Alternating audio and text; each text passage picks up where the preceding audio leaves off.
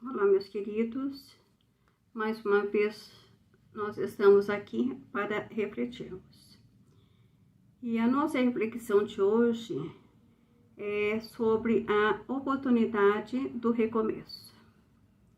Então, todas as vezes que alguma coisa não dá certo, sempre teremos as oportunidades do recomeço, para desenvolvermos a nossa motivação e elevarmos a nossa disposição para novas chances, novas oportunidades. Se as nossas chances não abriram as portas que desejávamos, se os nossos fracassos ocasionais nos levaram ao desânimo, é hora de utilizarmos da força da natureza, do qual somos filhos. Todos os dias, tudo recomeça na natureza. E a cada amanhecer, surge uma nova chance para recomeçarmos. Um caminho que possa nos conduzir a destinos melhores.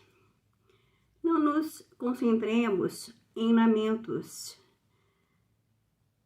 nos fracassos e problemas. Não nos queixemos da vida e não gastemos energias lembrando das dificuldades. Olhemos para nós como um produto da vida, da natureza, que tem um ciclo importante a cumprir todos os dias. Vejamos, sobretudo, como é maravilhoso e poder ter a oportunidade do recomeço. A chance de podermos tentar de novo. Estamos à frente de um ano novo, de um novo ciclo.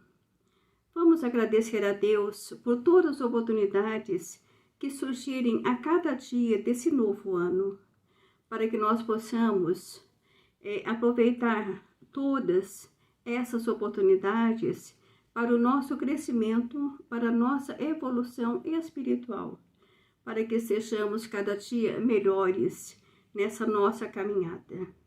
E assim nós vamos encerrando essa nossa reflexão. Gratidão a todos, um beijinho no coração de cada um. E até a próxima, se Deus assim nos permitir. Fiquem com Deus.